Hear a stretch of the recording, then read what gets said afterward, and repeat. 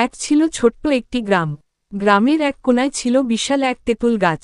গাছটা এত বড় ছিল যে দিনের বেলাতেও নিচে অন্ধকার লাগত। গ্রামের সবাই বলতো, ওই গাছে নাকি এক পেতনি থাকে। সন্ধ্যার পরে কেউ সেখানে যেত না।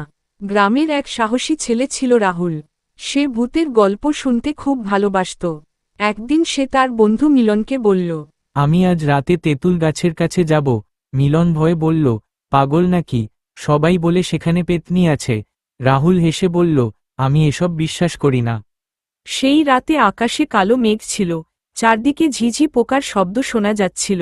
রাহুল হাতে একটা লণ্ঠন নিয়ে তেঁতুল গাছের দিকে হাঁটতে লাগল। গাছের কাছে যেতেই ঠান্ডা হাওয়া বইতে শুরু করল। হঠাৎ করাত শব্দ করে একটা ডাল নড়ে উঠল।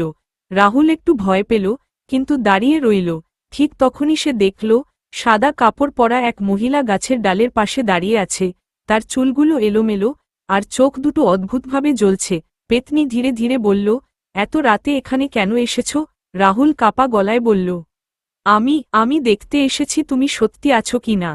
পেতনি হালকা হেসে বলল, মানুষ আমাকে খুব ভয় পায়, কিন্তু আমি কাউকে কষ্ট দিই না। রাহুল সাহস করে জিজ্ঞেস করল, তুমি এখানে থাকো কেন? পেতনির চোখে দুঃখ ভেসে উঠল। সে বলল, অনেক বছর আগে আমি এই গ্রামেরই মেয়ে ছিলাম। এক ঝড়ের রাতে পথ হারিয়ে এখানে মারা যাই।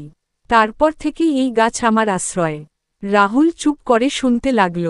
তার আর ভয় লাগছিল না। পেতনি আবার বলল, আমি শুধু চাই কেউ আমাকে মনে রাখুক। রাহুল বলল, আমি গ্রামের সবাইকে বলবো তুমি খারাপ নও। হঠাৎ প্রচণ্ড বাতাস বইতে শুরু করল। লণ্ঠনের আলো নিভে গেল, চারদিক অন্ধকার হয়ে গেল। রাহুল ভয়ে চোখ বন্ধ করল।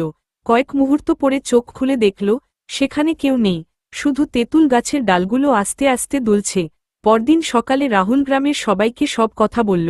কেউ বিশ্বাস করল, কেউ করল না, কিন্তু সেই দিন থেকে গ্রামের মানুষ আর গাছটাকে শুধু ভয়ের চোখে দেখত না।